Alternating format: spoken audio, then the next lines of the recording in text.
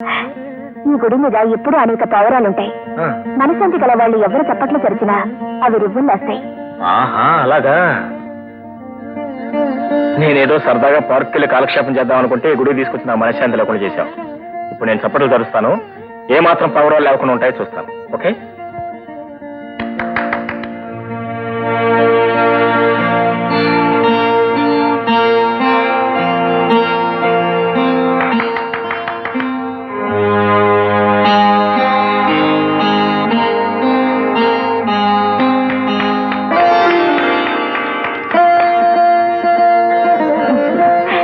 మహత్యం చూసైనా దేవుడంటే నమ్మండి. చాలే ఊరుకోవాలి. నువ్వు రోజు ఈ గుడికి వస్తున్నావు కదా, నీ చప్పట్లో వాటికి అలవాటే ఆటోమేటిక్గా లేచిపోయి ఉంటాయి. అలా అనకండి బాబు. మనశ్శాంతి కరువై 6 నెలల నుంచి గుడికి వస్తున్నాను. చప్పట్లు కొట్టి కొట్టి నా చేతులు అరిగిపోవటమే గాని ఆ పౌరాలు మాత్రం ఎగట్టం లేదు బాబు.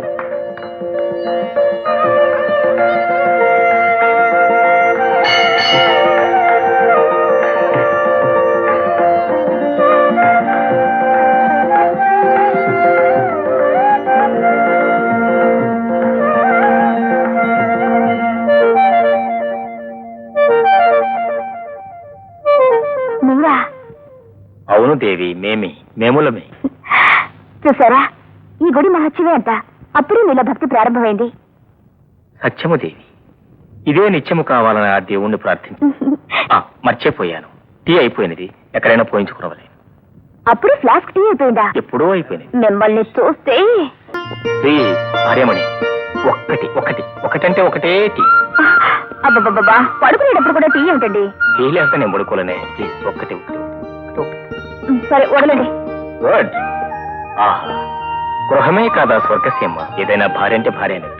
సారీ, లైఫ్ అంటే వైఫ్. Very sorry. ఏమిటండి సరసాలు?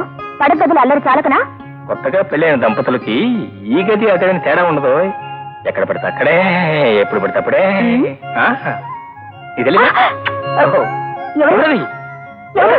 ఎవరో అది? ఎవరది? ఏంటో తలిపేస్తారా? అన్యాయం. పాపం చుట్టుకుంటుందో. ఆఫ్టర్ ఆల్ పెళ్ళాన్ని ముద్దు పెట్టుకుంటూ తప్పట. ఏ శాస్త్రం ఉందో? అబ్బో, తాళం కూడా వేసేయండి. టీ కాసే వరకు బుద్ధిమంతుల్లో ఇక్కడే ఉండండి. అలాగే ఉంటాంలే. థ్యాంక్స్.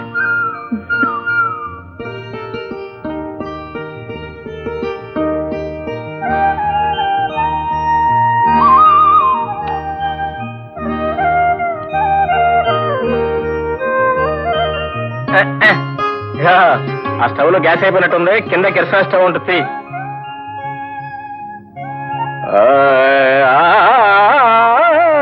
ఏమిటో ఇంతసేపు కిరసనాయిల్ అయిపోయిందా? ఏం చేస్తా కర్మ. నీకు కాదు నాకు అలవాటయ్యి ప్రాణం అటు ఇటు కొట్టుకుంటుందంటే.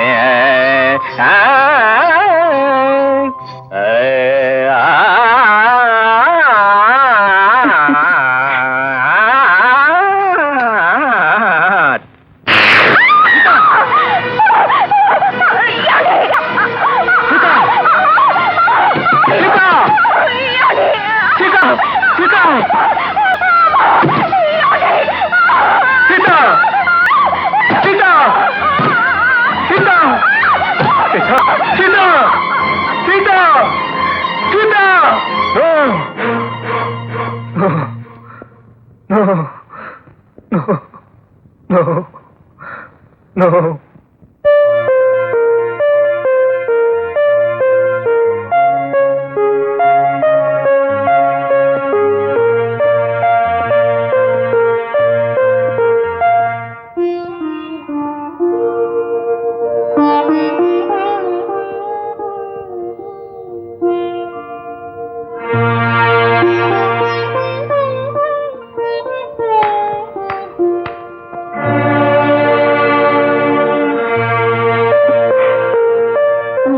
ఎప్పుడో అనేక పావురాలుంటాయి. మనశాంతి గల వాళ్ళు చప్పట్లు చరిస్తే అవి రువ్వులు వస్తాయి.